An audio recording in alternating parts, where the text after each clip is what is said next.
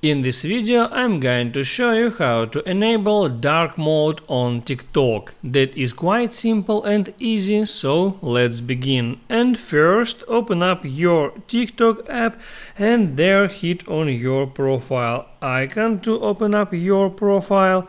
Now next hit on these three lines icon and select settings and privacy. And there look for dark mode. Here is it at content and activity section.